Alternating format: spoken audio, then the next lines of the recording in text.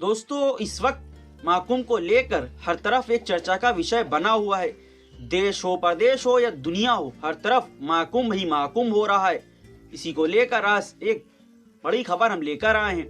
दोस्तों, महाकुंभ के पानी में तय मानक से 13 गुना ज्यादा फीकल कॉलीफॉर्म यानी मल या पैखाना वाला बैक्टीरिया मिला है। नेशनल ग्रीन ट्रिब्यूनल को सौंपी गई सेंट्रल पॉल्यूशन कंट्रोल बोर्ड की, जी हाँ, मोदी जी की सेंट्रल की तरफ से एक रिपोर्ट में इसका खुलासा हुआ है। हालांकि मुख्यमंत्री योगी आदित्यनाथ ने इसे सिरे से खारिज किया है और कहा है कि संगम का पानी न सिर्फ डुबकी लगाने बल्कि पीने के लिए भी उपयुक्त है। दोस्तों, आप ये बात वही जाने, लेकिन इस रिपोर्ट में हम आज विस्तार से आपको सब कुछ बताएंगे। बने रहे हमारे साथ वीडियो में आखिरी तक। बड़ा सवाल ये है कि क्या है फीकल कॉलीफॉर्म बैक्टीरिया। दोस्तों, महाकुंभ के पानी में ये कहां से आया, इसमें नहाने या निगलने से क्या होगा और मुख्यमंत्री योगी क्यों खारिज कर रहे हैं इसे सिरे से, जानेंगे आज की अपनी इस रिपोर्ट में विस्तार से।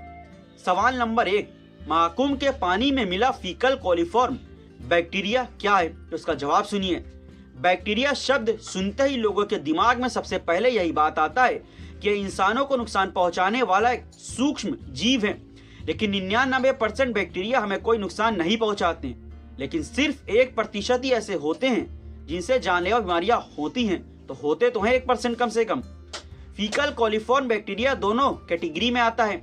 यह बैक्टीरिया इंसानों जैसे गर्म खून वाले जीवों के पाचन तंत्र में यानी इंसान और जानवर की आंत में पाया जाता है। शरीर के अंदर यह कोई नुकसान नहीं पहुंचाते हैं। जब यह बैक्टीरिया मल यानी पैखाने के साथ शरीर से बाहर निकलकर पानी में मिल जाते हैं तो वहां से समस्या शुरू होती है। पानी पर रिसर्च करने वाली वेबसाइट नाउ योर S20 के मुताबिक पानी में सीवरेज मिलने से ज्यादा फीकल पदार्थ बनते हैं। यह बहुत जल्द सड़ जाते हैं और ऑक्सीजन के लेवल को कम कर देते हैं। अगर फीकल कॉलीफॉर्म बैक्टीरिया पानी में मिल जाता है तो यह पानी दूषित माना जाता है। इस पानी को पीने और नहाने के लिए इस्तेमाल नहीं कर सकते हैं। आप लोग कान खोल कर सुन लीजिए। आमतौर पर पानी की क्वालिटी चेक करने के लिए फीकल कॉलीफॉर्म टेस्ट किया जाता है। इसके लिए MPN/100 ml का फार्मूला लगाते हैं। यह 100 मिली पानी में मौजूदा बैक्टीरिया के खतरे को बताते हैं। साल 2004 में शहरी विकास मंत्रालय की एक समिति ने सिफारिश की थी कि नदी के पानी में फीकल कॉलीफॉर्म का सुरक्षित स्तर 500 MPM/100 मिलीमीटर तक सीमित होना चाहिए।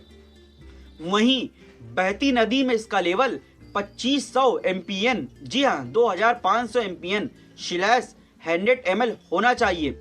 दोस्तों, अपने दूसरे सवाल की तरफ बढ़ते हैं। महाकुंभ के पानी में फीकल बैक्टीरिया कितनी मात्रा में मिला है, तो इसका जवाब भी सुन लीजिए। 3 फरवरी को केंद्रीय प्रदूषण कंट्रोल बोर्ड, जी हाँ, केंद्र सरकार की तरफ से जो बना बोर्ड है CPCB ने इस नेशनल ग्रीन ट्रिब्यूनल के महाकुंभ के पानी की रिपोर्ट सबमिट की। इसमें 7 जगहों से गंगा और यमुना के सैंपल इकट्ठा किए गए। श्रृंगेश्वरपुर घाट, लॉर्ड कर्जन ब्रिज, नागवा सुकी मंदिर, दिया घाट, नैनी ब्रिज और संगम। रिपोर्ट के मुताबिक 13 जनवरी 2025 को गंगा में दिया घाट और यमुना के पुराने नैनी ब्रिज पर faecal coliform bacteria 33,000 MPM/100 ml दर्ज किया गया। दोस्तों, यह तय मानक से 13 गुना ज्यादा बड़ा था। जी हाँ, सही सुना, 13 गुना ज्यादा था। इसी तरह श्रृंगेश्वरपुर घाट पर 23,000 MPN/100 ml लेवल रहा, यानी पानी के नहाने के लिए सुरक्षित सीमा स्तर 2500 MPN/100 ml होना चाहिए, लेकिन वो भी पार कर गया था। दोस्तों, वहीं CPCB ने उत्तर प्रदेश प्रदूषण कंट्रोल बोर्ड UPPCB को एक लेटर में लिखा, महाकुंभ में सभी जगह गंगा और यमुना नदी के पानी की क्वालिटी पीने और नहाने के योग्य सही नहीं है। जी हाँ, सवाल नंबर 3 की तरफ बढ़ते हैं। भयंकर मल, जी हाँ, पैखाना बैक्टीरिया वाले पानी में नहाने से क्या असर हो सकता है? अंधभक्त इसे कान खोलकर सुन ले। जवाब, centre for science and environment CSE की रिपोर्ट के मुताबिक कॉलीफॉर्म बैक्टीरिया से संक्रमण की रफ्तार बहुत धीमी होती है, लेकिन यह पानी में मिलकर कई तरह की बड़ी बीमारियों की वजह बन सकता है। मल बैक्टीरिया वाले पानी में नहाने से 4 तरह की बीमारियां आपको पकड़ लेंगी, यह खतरा है। नंबर 1, स्किन, जी हाँ, त्वचा का इन्फेक्शन। या बैक्टीरिया पानी में मिलकर स्किन या त्वचा को बुरी तरह से प्रभावित करते हैं, खासकर खुले घाव को निशाने बनाते हैं। अगर किसी व्यक्ति को पहले से ही स्किन इन्फेक्शन है तो इसकी बीमारी बहुत हद तक बढ़ जाएगी। नंबर 2, आंखों में इन्फेक्शन। अगर वह दूषित पानी नहाते समय आपकी आंखों में चला जाता है तो बैक्टीरियल इन्फेक्शन का खतरा बहुत ज्यादा बढ़ जाता है। इस पानी से आंखों में जलन, सूजन, लगातार पानी आना या बहना और लालपन की समस्या हो सकती है और आपकी देखने की क्षमता भी कम हो सकती है। अब सोचना आपको है कि जाएंगे या नहीं जाएंगे। अगली तरफ बढ़ते हैं। कानों में इन्फेक्शन। प्रदूषित पानी में नहाते समय कानों में जाने से कान में पानी जाने से आपके सुनने की क्षमता कम हो सकती है। इससे आपके कानों की सुनने की क्षमता में झुंझुनाहट, दर्द, कान का सुन हो जाना या कम सुनाई देना जैसी बड़ी गंभीर बीमारियां होने का खतरा है। तीसरा पॉइंट, स्किन एलर्जी या खुजली भी होती है। पानी में मौजूद बैक्टीरिया और प्रदूषण की वजह से स्किन पर फंगल इन्फेक्शन हो सकती है। इसमें एलर्जी, खुजली या रैशेज जैसी बीमारियां होती हैं। इसके अलावा स्किन लाल हो सकती है और मुहासे की समस्या भी हो सकती है। दोस्तों, त्वचा रोग विशेषज्ञ डॉक्टर संदीप अरोड़ा के मुताबिक आमतौर पर इस बैक्टीरिया का असर 24 घंटे के अंदर दिखने लगता है। इसमें त्वचा का लाल पड़ना, मुहासे होना और खुजली जैसे लक्षण दिखते हैं। वहीं आंखों और कान की बीमारी के लक्षण दिखने में 7 दिन का समय लग सकता है। दोस्तों, सवाल नंबर 4 की तरफ बढ़ते हैं। अगर कोई मल या पैखाना बैक्टीरिया वाला पानी निगल लेता है या पी लेता है तो क्या होगा? इसका जवाब सुनिए। मैक्स सुपर स्पेशलिस्ट हॉस्पिटल के सीनियर कंसल्टेंट और गैस्ट्रोलॉजी के यूनिट हेड एंड डॉक्टर अंकुर जैन कहते हैं, गंगा नदी का मल बैक्टीरिया वाला पानी पाचन तंत्र के लिए गंभीर समस्या पैदा कर सकता है। इस बैक्टीरिया से हैजा, टाइफाइड और पेचिस जैसी बड़ी कई बीमारियां हो सकती हैं, लेकिन आपको सुनने के लिए छोटी लग रही होगी। इस बैक्टीरिया के लगातार संपर्क में आने से कोलन और ब्लड कैंसर का खतरा भी बढ़ सकता है। मल बैक्टीरिया वाला पानी पीने से 4 तरह की बड़ी गंभीर बीमारियों का खतरा सामना आप मोल ले सकते हैं। तो सुनिए। पॉइंट नंबर 1, पेट और पाचन तंत्र की समस्या। दूषित पानी निकलने से डायरिया, उल्टी और पेट दर्द की समस्या हो सकती है। आमतौर पर इसके लक्षण 24 घंटे के अंदर दिखने लगते हैं। पॉइंट नंबर 2, टाइफाइड और हेपेटाइटिस ए। बैक्टीरिया पेट में जाकर टाइफाइड और हेपेटाइटिस ए जैसी बीमारियों का कारण बन सकता है। इसमें तेज बुखार, हाथ पैर में दर्द होना और गैस्ट्रोएंटेराइटिस जैसी बीमारियों की समस्या हो सकती है। पॉइंट नंबर 3, खून से जुड़ी समस्या भी होगी। इस बैक्टीरिया में ई कोली 0157.H7 कंपोनेंट होता है जो मानव शरीर में जाकर रक्त कोशिकाओं में मिल जाता है। इससे होमोलिटिक यूरेमिक सिंड्रोम यानी HUS जैसी गंभीर और जानलेवा बीमारी हो सकती है। पॉइंट नंबर 4, सांस से जुड़ी समस्या। इस दूषित पानी में बैक्टीरिया लंग फेफड़ों के इन्फेक्शन का कारण भी आपकी बन सकता है। इससे इम्यून सिस्टम कमजोर हो जाता है और सांस लेने में परेशानी हो सकती है और इससे शरीर में जरूरी मिनरल की कमी भी हो जाती है और शरीर कमजोर है। दोस्तों, 5वें सवाल की तरफ आते हैं। महाकुंभ के पानी में इतनी बड़ी मात्रा में मल पैखाना बैक्टीरिया कहां से आए हैं? तो इसका जवाब सुनिए। प्रयागराज में गंगा यमुना के पानी में फीकल कॉलीफॉर्म बैक्टीरिया बढ़ने के 3 मुख्य कारण नजर आते हैं। पॉइंट नंबर 1, सीवेज का गंदा पानी नदी में मिलना। प्रयागराज में कई सीवेज का पानी सीधे गंगा यमुना में गिरता है, जिसकी वजह से फीकल कॉलीफॉर्म बैक्टीरिया संगम के पानी में बढ़ जाता है। महाकुंभ से 6 महीने पहले एनजीटी ने गंगा यमुना में गिरने वाले सीवेज के गंदे पानी को रोकने के लिए यूपी सरकार से, जी हाँ, योगी आदित्यनाथ की यूपी सरकार से तुरंत एक्शन लेने को कहा था, लेकिन वो तो बिजी थे। ज्वाइंट कमेटी की रिपोर्ट ने बताया गया कि प्रयागराज में नदी में गिरने वाले कुल 81 नालों में से 44 नालों का गंदा पानी बिना किसी ट्रीटमेंट के बिना साफ सफाई के सीधे नदी में आ गिरता है। हर दिन करीब 73.80 मिलियन लीटर MLD गंदा पानी बिना ट्रीटमेंट के गंगा में मिल रहा है, जिससे नदी का पानी प्रदूषित हो रहा है और फीकल कॉलीफॉर्म बैक्टीरिया बढ़ रहा है।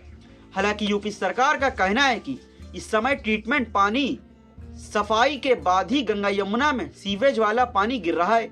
अब ये तो वही जाने यानी योगी जी और उनका कार्यभार संभालने वाले अधिकारी और विभाग।